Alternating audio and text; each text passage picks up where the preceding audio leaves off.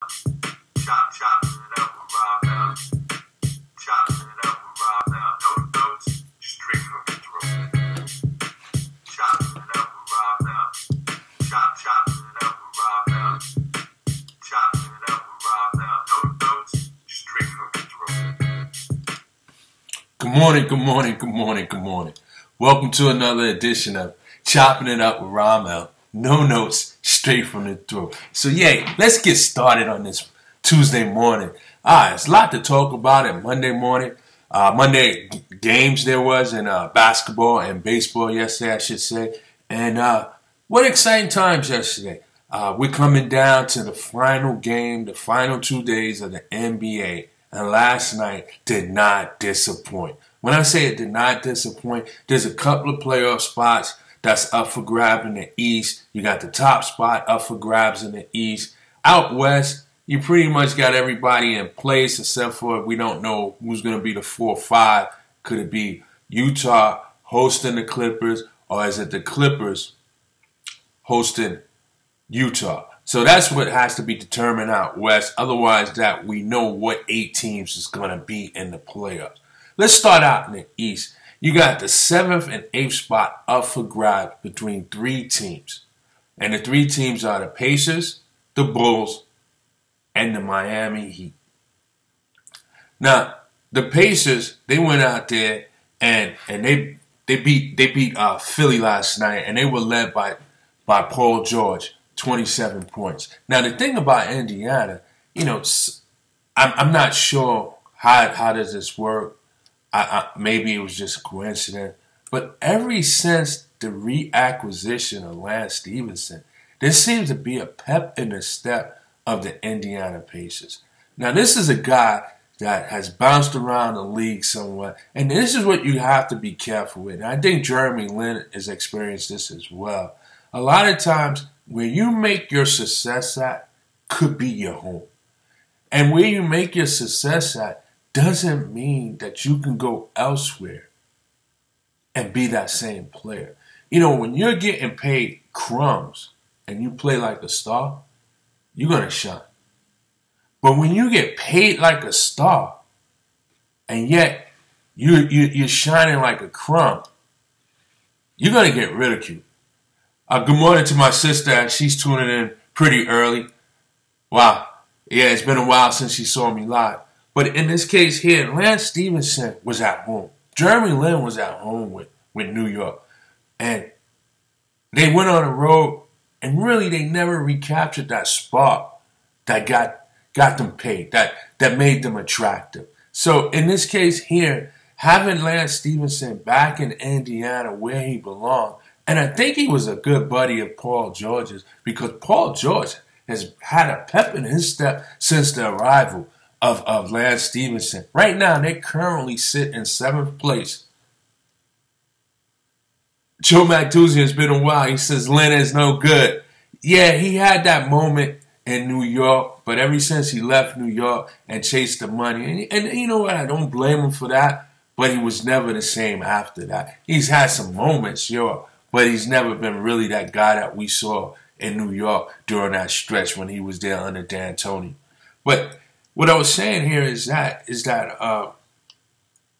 Paul George and Indiana being up a game over Chicago and Miami, who are tied for the 8th spot, they're looking like a different team.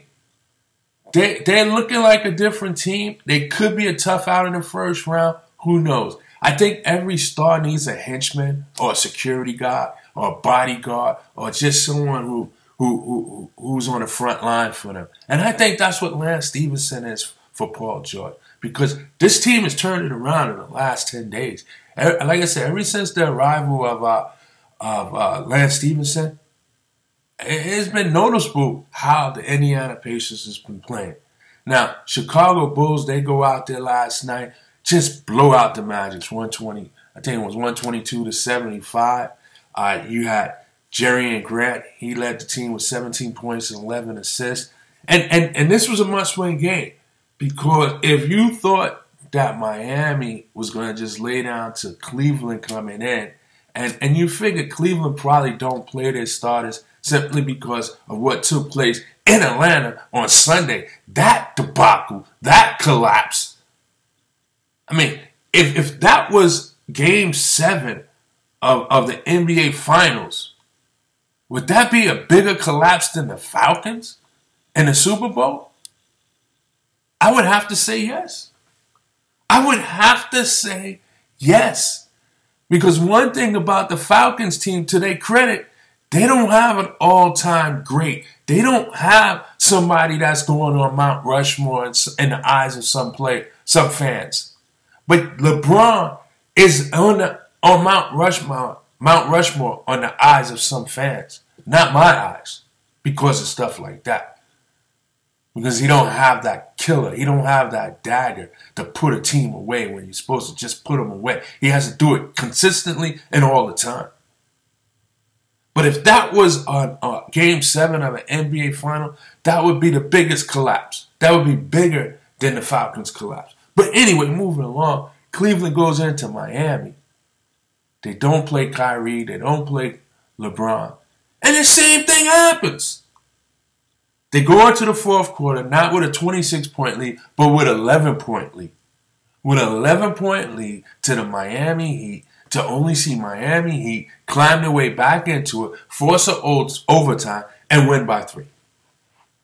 And oh, by the way, they was led by a balanced attack, but Hassan Whiteside led the way with 23 points and 18 rebounds. I say to you guys again, I don't know how serious Tristan Thompson's injury is. I don't. And I'm not going to pretend that I know. But this I know. If Tristan Thompson cannot play in the playoffs,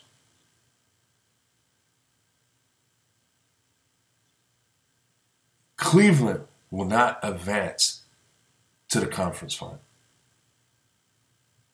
If he cannot make it at the start of the second round, Cleveland is not getting out of the second round without Tristan Thompson. He means that much to them. He's their rim protector. He's their rebounder. He's their shot rearranger. He means that much to them. Not only that, when you sit him down, or in this case, when he's out, you don't have a 7-footer coming off the bench that does the same work. Shannon Fry is not that guy.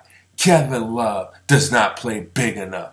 LeBron James is, to me, one of the most overrated defenders in the game, where they talk about, oh, he can guard 1 through 5. Well, he didn't do a good job at it Sunday in Atlanta. They're in some trouble.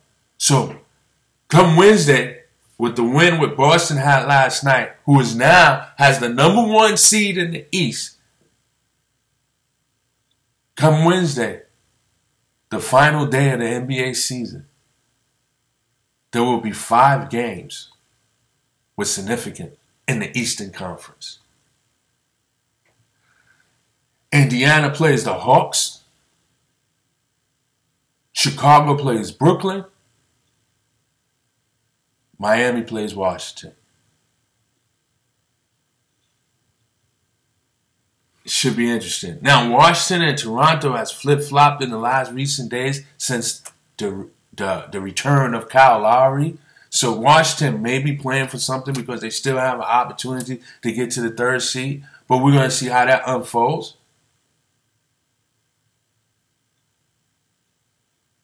And then Boston, they play Wednesday night. I'm not sure who Boston plays, but I know Cleveland plays Toronto on the final day of the season. So it should be interesting. Should be interesting. Out west, as I mentioned, you still got the 4-5 matchup that has to be determined who gets home court. Yesterday, Utah beat Golden State in Golden State as Klay Thompson sat, and the Clippers won. So they continue to be tied with, right now, Utah has the tiebreaker. So if they should finish in a tie, Utah will host the playoffs. They will finish with the 4th seed. So A lot to be determined in the NBA. It's coming down to the wire. Listen, you can't ask for anything more than that. Joe McDouzian, he wants to know who the Hawks is going to play in the first round. Looks like the Hawks has the 5th seed sold up, so they're going to be playing either Washington or Toronto in the first round. If I'm them, I'm looking for Washington. I think Toronto is the real threat to dethrone Cleveland in the East, if anyone can beat Cleveland when it comes down to it. But yeah, that's the one team you want to stay away from is Toronto. I think I'll take my chances with Washington if I'm Atlanta. But Atlanta will be on the road for the first round. Well, they will be on the road throughout, but they will be on the road for the first round. So we'll see what happens as this goes along. But yes, the Atlanta Hawks, they do secure the 5th spot. I want to move along to baseball. Yesterday was an epic moment. Something that took place, hasn't taken place in 109 years. The Chicago Cubs got to raise their World Series banner. Let me repeat that. It hasn't taken place in 109 years that they get to raise their World Series banner.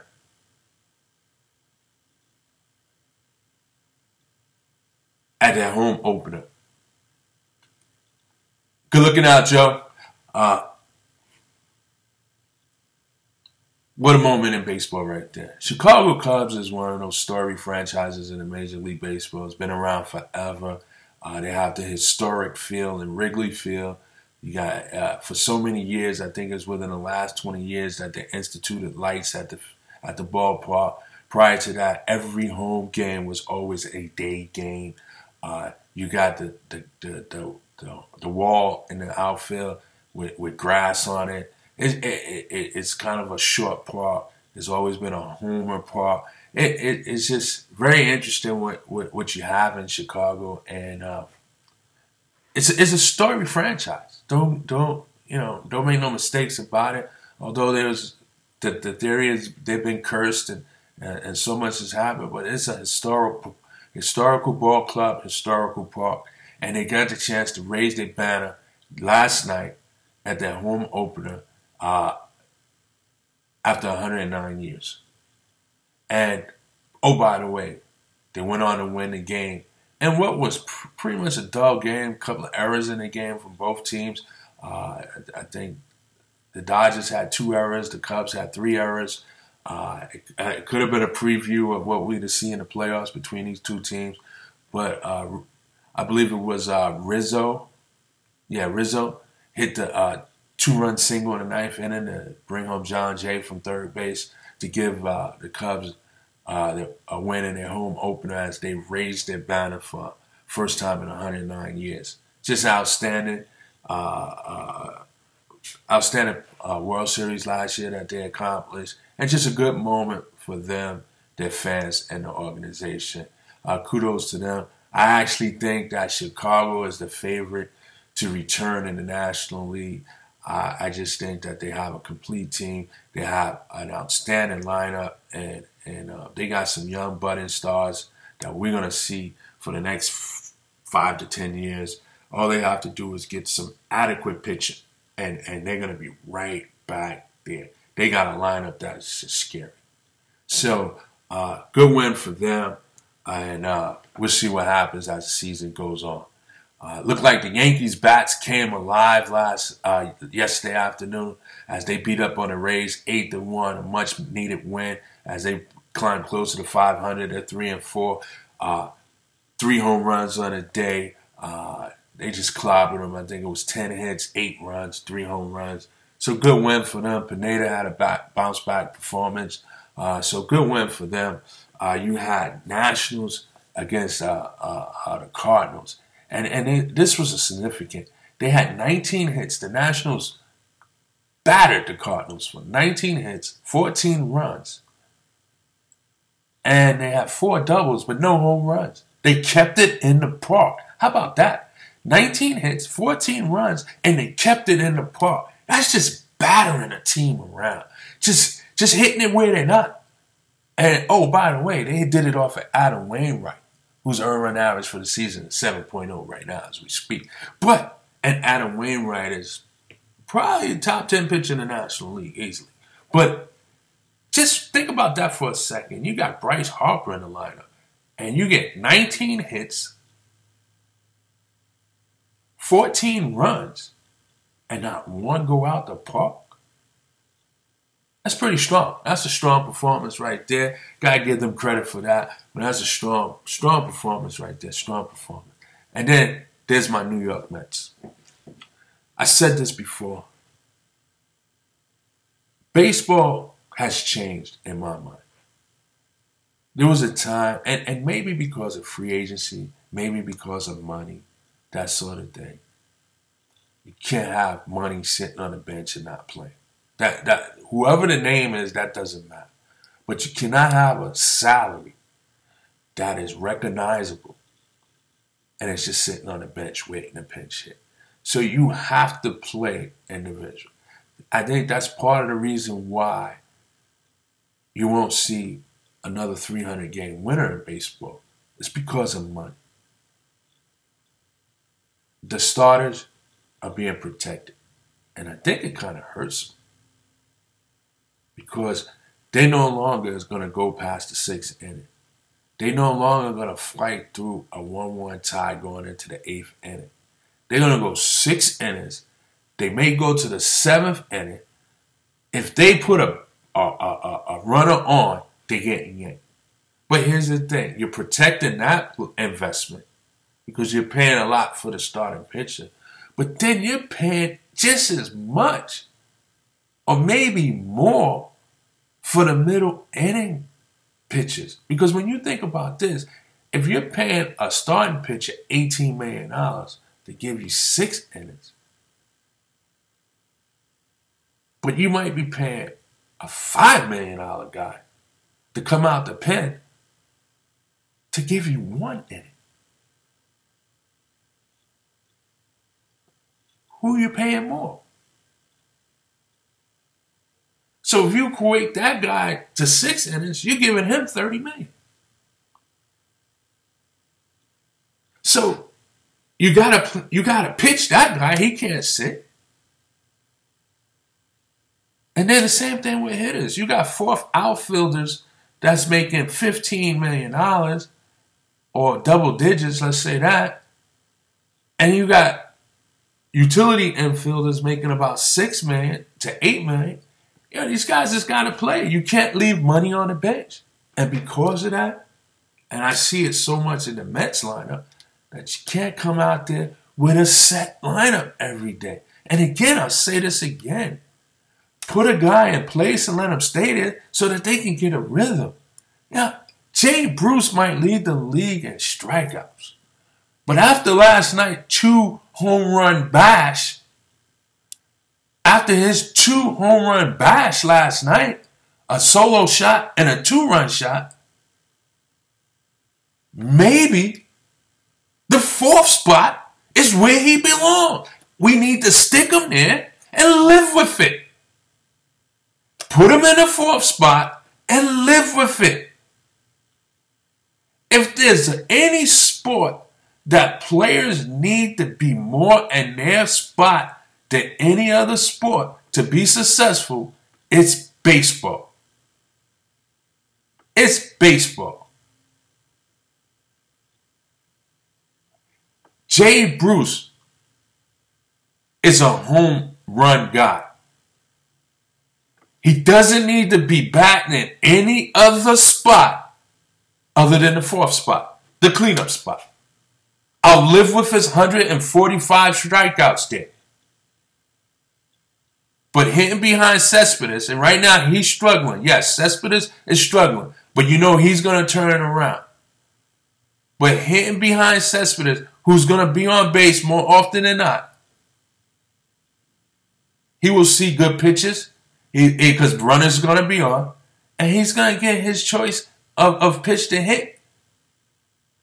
And he's going to have his 40-plus home runs.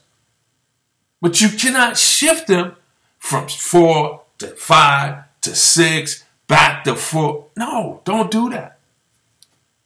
Don't do that. Put him in a 4-hole and let him stay there.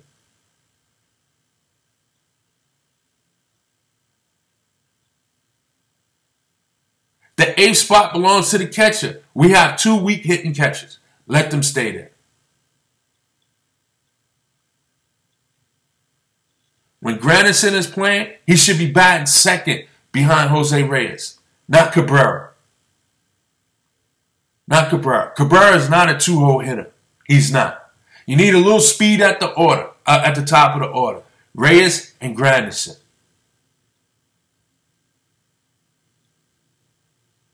For some reason right now I can't think of the second baseman's name. It's not coming to me. But between him and Cabrera, there's six hitters, 6 place hitters. 5 and 6 hitters. When Granderson is playing, it should be Reyes, Granderson, Cespedes, Jay Bruce.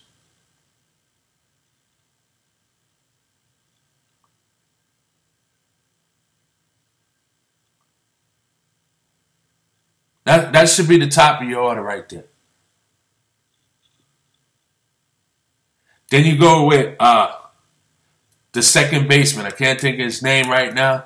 Then you go with Cabrera, and then you go with Duda at 7, and then you go with either Travis Darnard or the other catcher, Rivera. But that Neil Walker, thanks Benji. That's what the lineup should be. Yeah, in baseball, like I said, you gotta have players in their right position, and you gotta keep them there so that they can get rhythm. You know, when you're batting behind someone, you know their tendencies. It helps you. But then when you're batting out of order or somebody else is batting in front of you, it can mess up your rhythm. It can. It can. Put the lineup out there. When Conforto is out there and Granderson is sitting down, then maybe you put Cabrera in a 2-hole. Maybe. But when Granderson is out there, Cabrera needs to bat 6. Neil Walker bats 5th. Duda bats 7th. And I don't even like that. Because your 5th place hitter should be like the backup cleanup hitter. But you can't afford to put Duda behind Jay Bruce at this moment. Because at one time, Duda used to be that cleanup hitter. But nevertheless, good win by New York last night, the Mets. As usual, they had to give us a little theater, some dramatics. As Addison Reed comes in there, gives up a home run in the bottom of the ninth to close the gap. I mean, without the theater, it wouldn't be New York Mets. But Terry Collins, if you're listening, keep a steady lineup out there.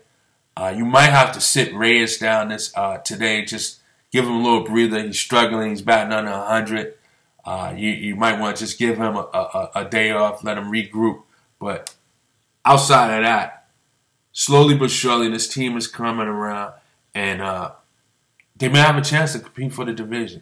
I think the Nationals are a better team, but they, with the pitching that the Mets have, Jason DeGrom, he turned back the clock for me. He gave us a Bob Ojeda performance. Those who remember Bob Ojeda in the 80s, where he used to come out there, get rocked in the first inning, and then lights out to the 7th, 8th inning.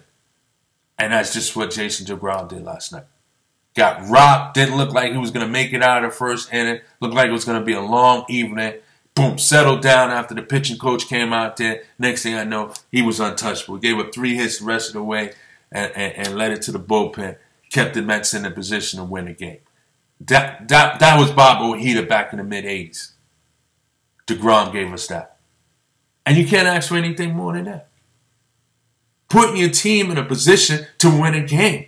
And that's what took place. Can't ask for anything more than that. All right, that's going to do it for Chopping It Up with Ramel. I'm going to see you guys in 24 hours. Hey, listen, just spread the word. If you know somebody that likes sports, pass it on. Listen, I can be followed on YouTube, Troy Ramel Royal. Just look it up, Chopping It Up with Ramel. Subscribe to me. As I said, pass the word. I like to hear from you guys. For those who've been tuning in, my sister, Joe McDouzian, Benji, my guy Jamel, he just tuned in. Ja was just talking about the Mets. Listen, they got to get that lineup together. Keep it the way it is. I like Jay Bruce in the 4th spot. Live with the 150 strikeouts a season. But more importantly, keep him in the 4-hole. That's where he belongs. The 4-hole. He's a cleanup hitter. No other place. Keep Jay Bruce in this 4 spot. I'll live with his 150 strikeouts. He'll give us 40-plus home runs. If you look at it today, he's tied for the league in home runs. Health is the key, I agree, but that's with any team in any sport. But one thing about the Mets have a deep team. They just don't have enough stars. The only star on the team is Cespedes. Their pitchers, Thor Syndergaard, he's going for Cy Young this year. Okay? Matt Harvey's going to be most improved player of the season. Jason DeGrom, he's going to flirt with being an all-star. But as far as the hitters go, the Mets only have one all-star player there, and that's Cespedes. If Jay Bruce continues his home run ways, he could be an all-star. But they don't have all-star players. They lack 300 hitters. They just got homers or nothing. It's a team filled with one 300 hitter and Cespedes, and everybody else is a 260, 265 hitter with a little pop in their bat. You got to get a set lineup and stick to it. These guys need to get a rhythm and need to know who's in front of them and in back of them at all times so that they know how to hit, play, and find a comfort. That's so very important in baseball, especially with this team the Mets have. You can't juggle this lineup. You can't. I'm almost willing to say the 4th outfielder is the odd man out, and he should just stay out. Because if Conforto is ever going to be that star that the Mets think he can be, because he has the potential to be a 300 hitter, he's got to play every day. He's got to play every day. You cannot have him in and out of the lineup. And I'm a Curtis Granderson fan. I really am. I'm a Curtis Granderson fan. But right now, if the future belongs to Conforto, Granderson is going to stunt his growth. Because you got to play Granderson, and Conforto has to sit. So it's a decision Terry Collins has got to make. But if you're going to play Granderson, this is a guy that needs rhythm too. Because you just don't want him playing every 3rd game and he's just striking out. And please, keep him out of the 4-hole. He's not that guy. He's a 2-hole hitter at best.